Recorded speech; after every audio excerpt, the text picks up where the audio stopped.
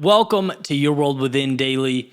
I'm Eddie Pinero, and in this episode I want to talk about a video I released yesterday called You versus You that centers around something we all deal with, right? Negative self-talk.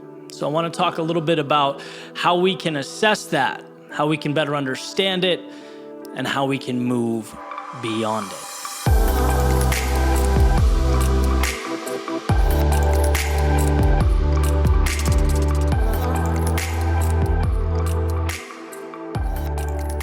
So I'm going to play a video for you in a second called You versus You. But before I do, I want to give a little bit of background because it is an idea that has changed my life. It really resonates with me. I felt it as I was writing it, just how much and how important that concept's been in my life. I know a lot of people deal with it in different capacities, and there's some value here, right? So the idea is, and the video starts out a little bit out there. The idea is someone following you around every day, telling you you're not good enough. Someone showing up at the gym right next to you saying, hey, why are you doing this? It's not going to go anywhere. You're wasting your time. You know, someone following you around at work saying you're never going to get a promotion. You're average. What are you trying to do?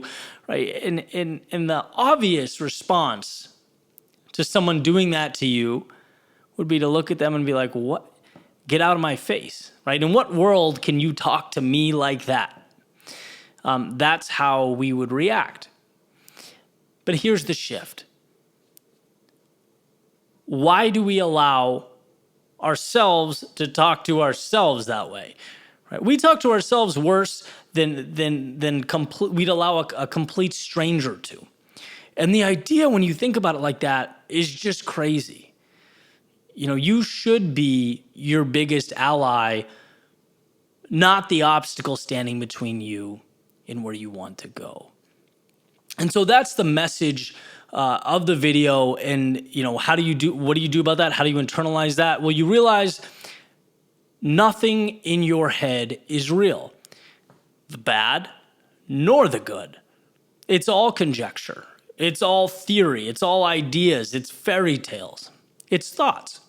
And your actions make thoughts real. That means everything going on in your head is powerless until you take it and bring it to life, which means you always have the option to choose the negative or choose the positive. And that thought right there completely transformed my life, because any negative thought in my head is powerless. It means nothing until you take it, you inject it into your world, and it becomes a self-fulfilling prophecy. Without that, it is nothing. It has no power.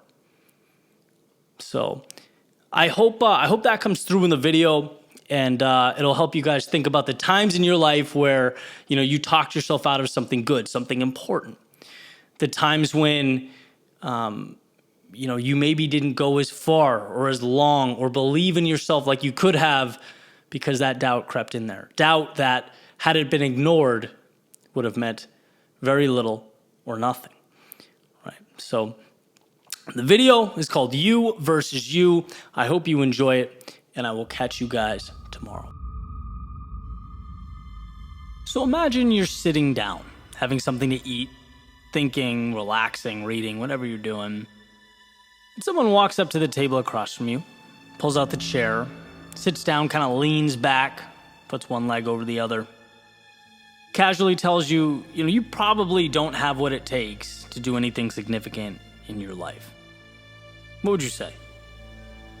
It'd be outrageous, right? That's a ridiculous scenario. Well, let's say that the next day you get up, you go to walk, run, work out, and he shows up again.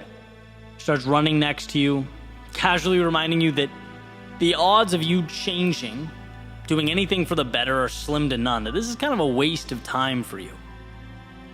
You brush it off, you go to work, and guess who, right? He passes by your desk, leaves a little note saying, you know, that your bosses, your higher-ups, they're cut from a different cloth. They just see things in a way you can't. You'd probably tell that person to take a long walk off a short pier, right? Or at the very least, you'd understand how absolutely insane the situation is. People can't just walk up and talk to you like that. But now imagine that same person is you, living rent-free in your head. And here's the catch. You invited him in. You allowed the negativity and the doubt to live there. See, every time I think about that self-talk, I can't help but wonder, in a world of obstacles to navigate and challenges to tackle, why is it acceptable for your biggest obstacle to be you? Why should you allow or be okay with that? And I'm not saying everything's perfect all the time, every thought's pure bliss, but I am posing this question. If you don't believe in yourself, how do you expect anyone else to?